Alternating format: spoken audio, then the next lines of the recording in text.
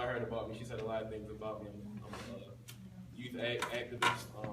I love the youth. I'm very passionate about them. I do a lot for my community, my city. But this is about you all. It's not about me. I just want to start off by saying congratulations and give you all a round of applause.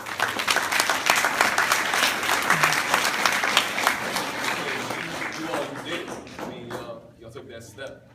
Y'all are literally halfway there. Y'all knocked out elementary school, knocked out middle school, and now going to high school, y'all going to college. And I'd be lying if I said it was easy. I can't tell you it's easy, but I'm telling you that you finally made it. Like, you're going to the big leagues now. You know, they're watching you. Colleges are watching you. You know, your peers are watching you. All the young kids in the back, they're watching you. They want to see what you're going to do next. They want to be like you. So you can't slow down now. You can't chill now. You didn't came this far, so you can't stop now. You gotta keep that momentum. Y'all finished your 8th grade year strong. So take that momentum you had in your 8th grade year and swing that in the high school. And start off strong. Cause I'm telling you, the stronger, I was just telling Brandon this, I was just telling Tarek this, Damon, Ahmad, Elijah, I was just telling them all of this in the cafeteria. That you have to start off strong. Just told you that you have to start off strong your freshman year. Because you have to get your GPA as high as you can. Because after that, it's hard to take down after that. If you start off low, that's what I did. I started off low. My freshman year, I just told him, my freshman year I was playing games. I was focused on girls and just playing around telling jokes. I'm not even gonna lie. I'm gonna tell y'all what's real. I'm not even gonna lie to you. My freshman year, my sophomore year, my junior year, I joked around a lot. A whole lot. That's all I did. You can ask who I bought. My friend Morgan and Naomi, yes, they know. That's what I was known for, joking and playing. Then I got to my senior year and I looked around and I went in the guidance counselor office one day. And the guidance counselor had a big poster on the wall, and it was all of the students' names who got accepted to colleges already. And I'm thinking, like, we only a month in the year just started. It was one girl named Delaney. She got accepted to 32 colleges. In the beginning of the school year, 32 colleges. I didn't get one yet. I didn't even start applying yet. I was late. I was far behind, and I had to focus. That's when I had to buckle down. I had to realize that I had to make a change. And my grades were so bad. I went to my senior year with a 1.2 GPA. A 1.2 GPA. Y'all, I heard you. I said, wow, like, because y'all know you can't go to college with that. You cannot go to college with that. And I had to work. I had to do everything I could. I had to use everything I had. And I brought my GPA from a 1.2 to a 2.7 in 4 quarters. In 4 quarters. That takes students like 2 years to do something like that. I had to catch up. I had to play catch up. I had to catch up 4 years in 1 year. Less than that because seniors got out of school early. So I had to really catch up and do my work. And parents, please write this down for your kids because this right here, they're going to need this. Average skill, phenomenal will. Average skill, phenomenal will. I'm no different than you all. I'm average. I didn't do anything extra. I'm average. I'm an average person. But I didn't let myself be held back. You know, I had phenomenal will. I knew what I had to do. My parents in the crowd, I knew I had to make my parents happy. My parents were stressing because they thought I couldn't do anything with my life. They thought I was done. They thought I couldn't do anything at all. I had to prove them wrong. My teachers and my guidance counselors and everybody was telling me, you might as well just give it up. You can't go to college. Your grades are telling us you cannot go to college. You know how hard that is? The people who are supposed to motivate you and help you out, they're telling you you can't do it. They said I couldn't do it. So I had to self-motivate me. I had to motivate myself. For one time in life, I had to really look inside myself and see what I could do.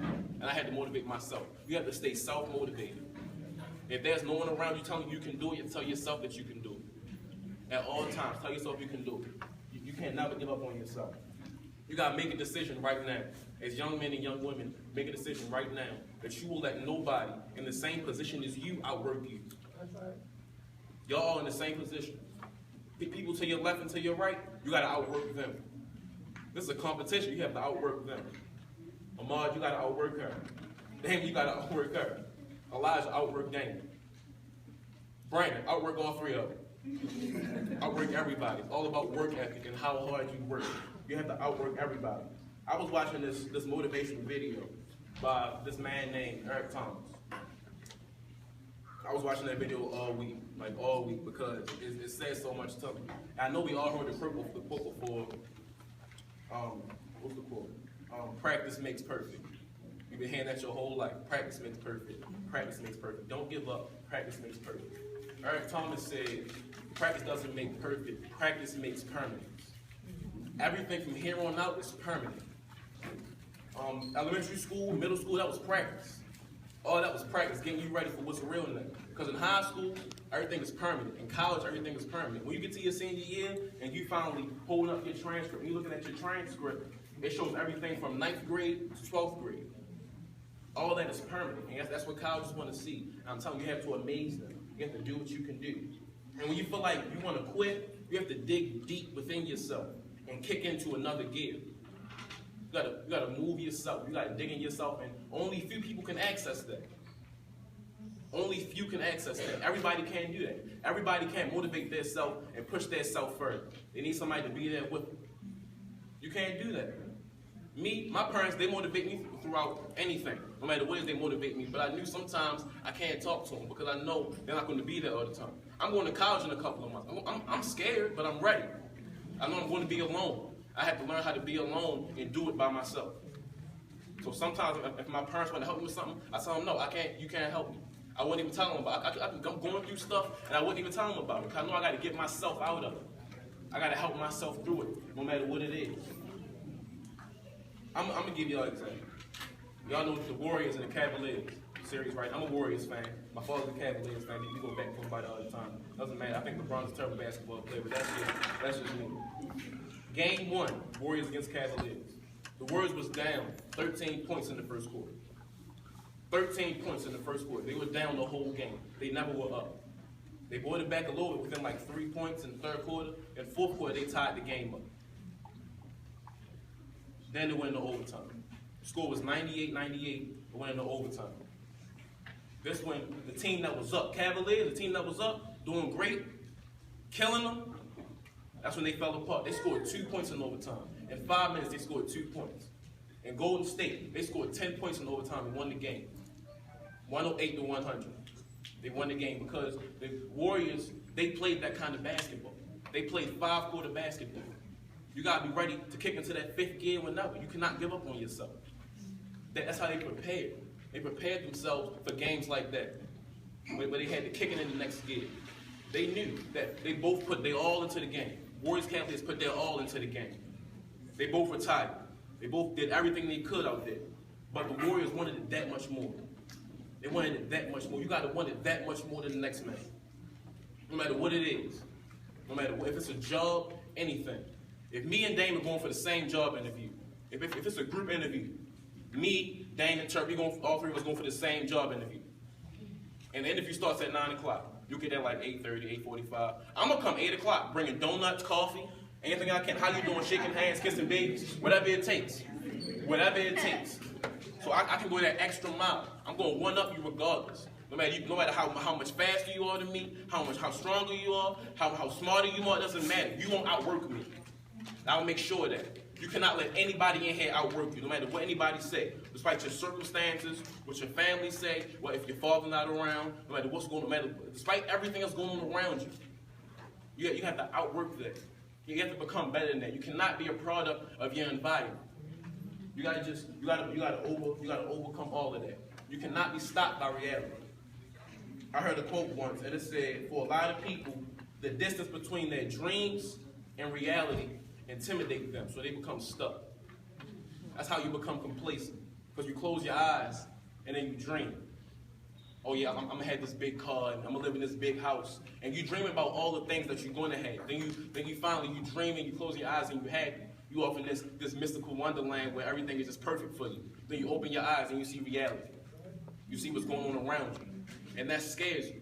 You're scared to risk everything you have. If this is my comfort zone and I'm here, and my goal is over there, and I'm closing my eyes and I'm dreaming, and I'm motivating myself, and I get out here and I'm scared to risk everything.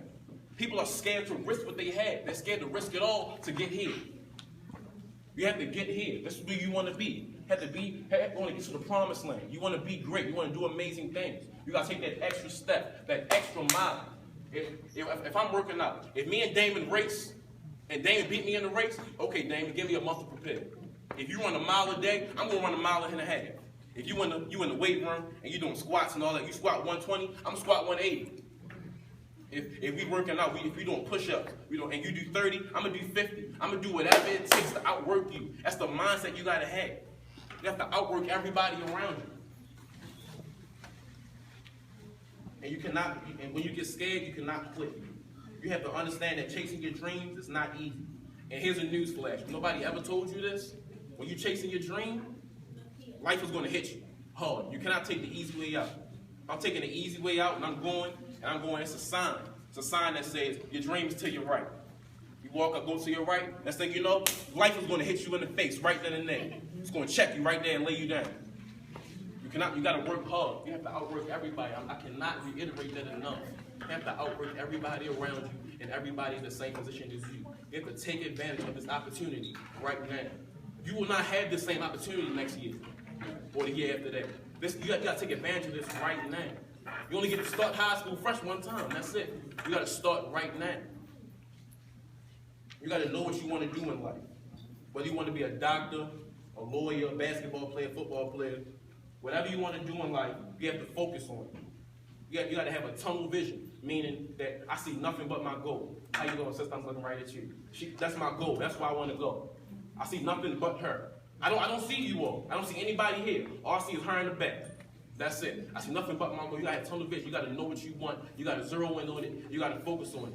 And you got to want it more than anybody else around you. You have to want what's right there more than anybody else around you. You got to take advantage of the opportunity in a lifetime and the lifetime of your opportunities. You got to do everything you can. And y'all heard my motto. It's faith, focus, and finish. She explained it for you. See, God has a plan for me. I know that for a fact. God has a plan for you too. Just talk to God. Talk to God and get your plan.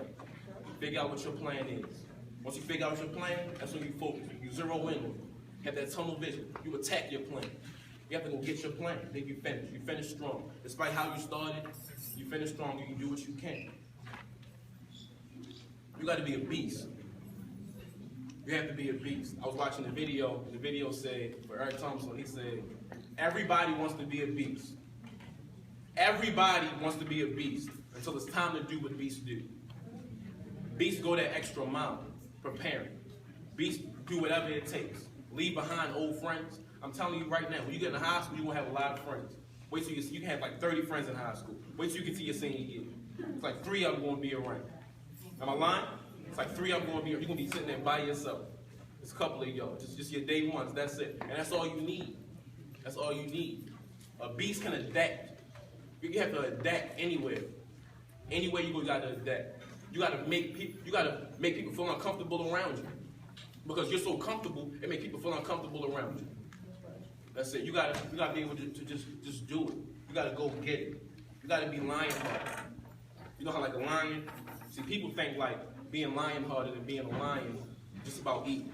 Because lions eat gazelles and everything like that. And they in the forest, they in the wild, they hunt, they eating the gazelles. So people think that eating is all it is. Feeding your family, eating is all it is to be lion-hearted.